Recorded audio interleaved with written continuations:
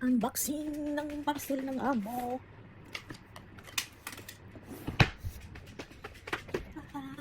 Mag-unbox tayo ng parcel.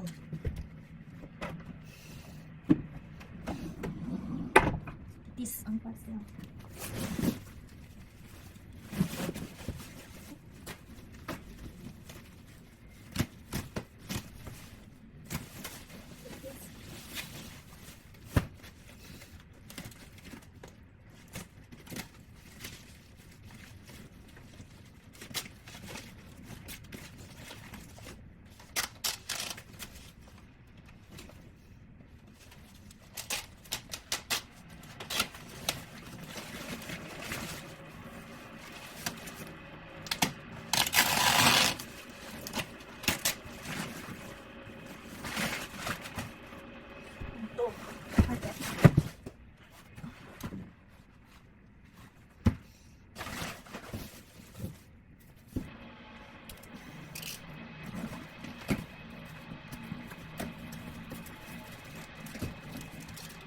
Chinese New Year is waving.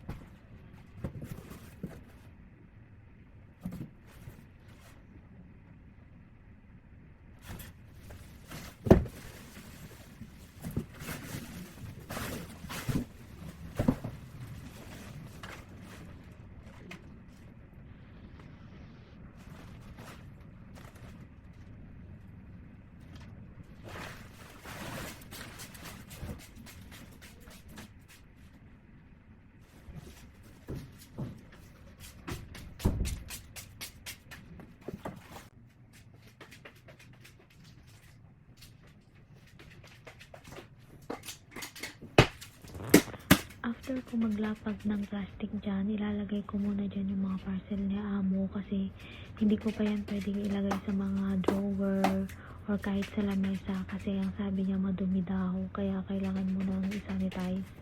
Ilalagay ko dyan, pagkatapos isa-sanitize ko yan isa-isa.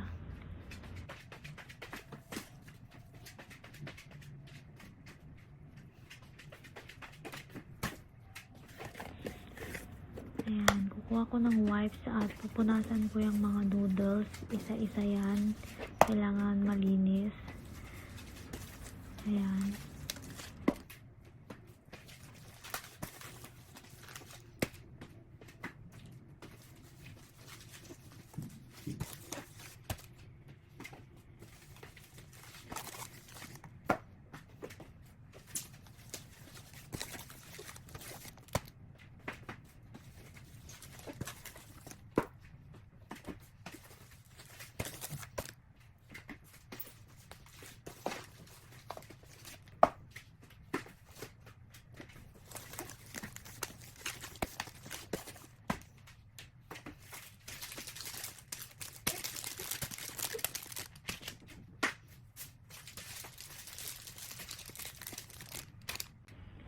After ko i-sanitize yung noodles ay ilalagay ko na yan dyan kung saan namin nilalagay ang napakadaming noodles. Napapaisip na naman ako dyan kung saan ko na naman kaya ilalagay sa sobrang dami ng noodles namin. Laging nag-order ang amo.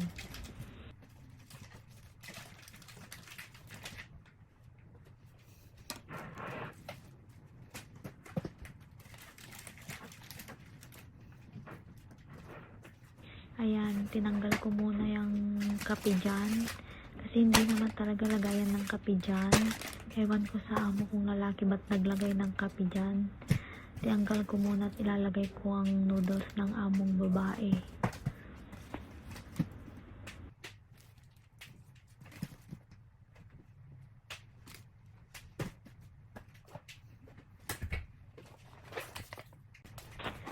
Ayan, dito ko naman ilalagay yung mga tinanggal kong kape doon.